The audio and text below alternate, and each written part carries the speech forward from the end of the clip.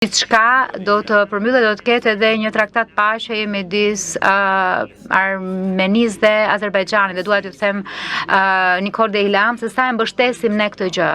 Dhe kjo në fakt do të thotë që të ecim përpara për çështjet që mbeten.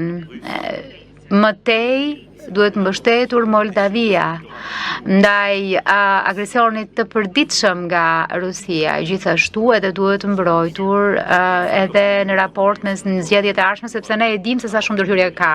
Dhe siç e tha Antonio, kjo e gjitha ka të bëjë me koordinimin mes nesh për t'i dhënë fund situatës papranueshme humanitare në Gaza. Pra, është i nevojshëm një armëpushim, është e vetmja rrugë përpara dhe është thelbësore që vendet tona e është e rëndësishme për parimet që ne mbështesim një gjë e tillë.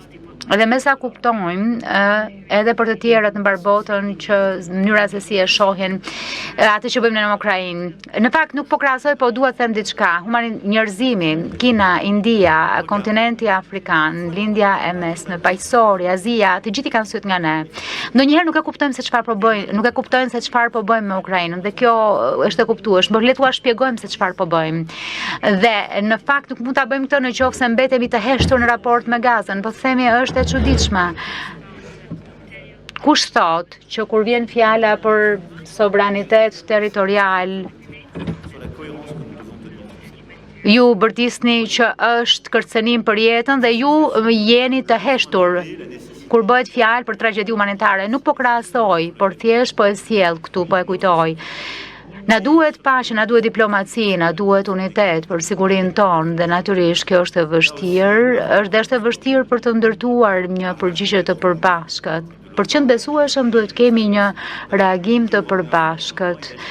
Kemi të pranishëm dhe antarët e NATO-s këtu, por na duhet një shtyllë e fortë europiane në NATO dhe duhet veprojmë së bashku, siç kemi parë muajt e javët e fundit.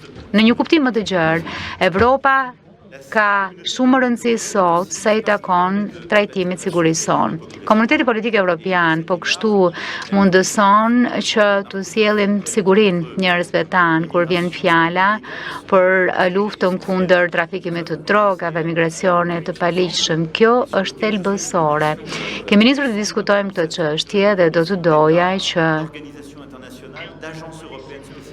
të ndërtonim një koalicion shtetesh, organizatash ndërkombëtare e agjencish europiane për të luftuar trafikun edhe në portë e lumenj, për të luftuar pastrinë e parave dhe korrupsionin dhe për të forcuar programet e parandalimit. Kjo është thelbësore dhe njerëzit po na presin.